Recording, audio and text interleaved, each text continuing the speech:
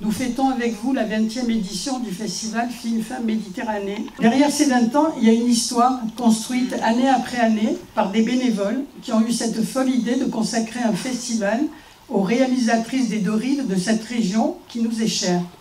Je tiens à les remercier chacune de nous avoir laissé ce beau projet en héritage. J'essaie depuis bientôt 3 ans d'en être digne. Mais le futur est là, devant nous. Notre festival se veut un pont entre les deux rives de notre espace commun, la Méditerranée, un espace de dialogue, de création, de mémoire. Il célèbre ce qu'elle a de plus beau, sa diversité, ses traditions, sa lumière. Les femmes dans le monde ne sont pas des victimes invisibles, mais des actrices essentielles de la transformation de nos sociétés. Dans une région marquée par des tensions, les fractures, les conflits et parfois les silences imposés, nous avons choisi la rencontre. Avec cette programmation que vous allez découvrir tout au long de la semaine, merci à Valérie Boudoir et à Nicolas Andrieux. On a fait Shabada Bada, un homme et une femme, en restant dans le cinéma. Nous donnons à voir ce que les réalisatrices méditerranéennes ont à nous dire sur le monde, sur notre avenir commun, sur la beauté et sur la paix.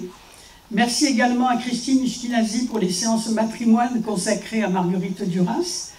Pour cet anniversaire, j'ai souhaité avoir une invitée d'honneur qui incarne les valeurs qu'avec FIFA Méditerranée, nous portons tout au long de l'année. Anna Mouglali, c'est à ce titre exemplaire dans son apport à la question de la femme dans le cinéma.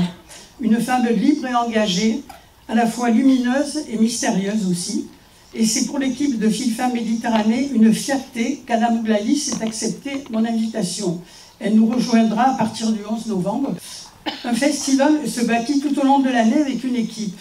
Je ne saurais conclure ce discours sans remercier très sincèrement les collectivités et leurs équipes dédiées, la ville de Marseille avec sa mission cinéma, la délégation aux droits des femmes, la mission Méditerranée, la région Sud et toute l'équipe du service cinéma et audiovisuel, la métropole service cinéma et tournage qui a rejoint cette année notre réseau de partenaires institutionnels et le conseil départemental.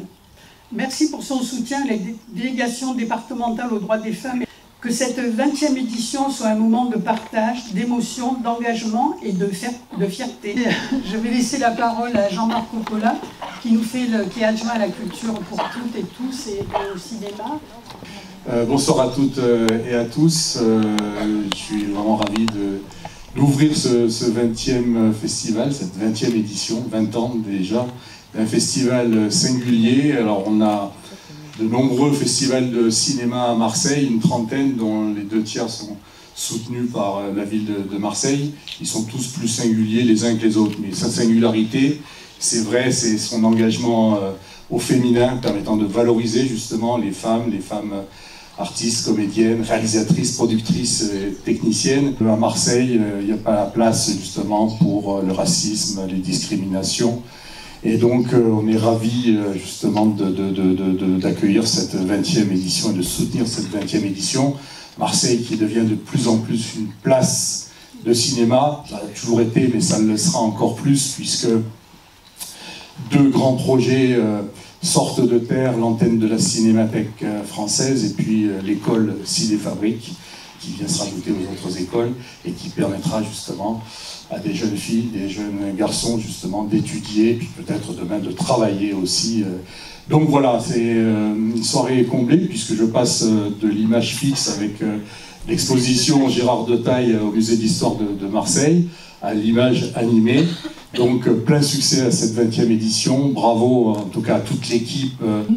Donc Premier ciel, c'est ton 2e long métrage de fiction, donc qui connaît un beau succès depuis sa présentation en ouverture. Un certain regret. Merci, bonsoir à tous.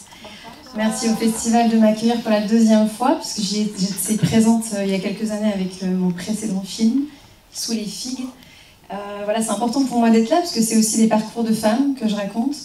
Et dans ce film, vous allez découvrir, c'est un film qui s'est, en même temps qu'on le tournait, il se passait des événements similaires.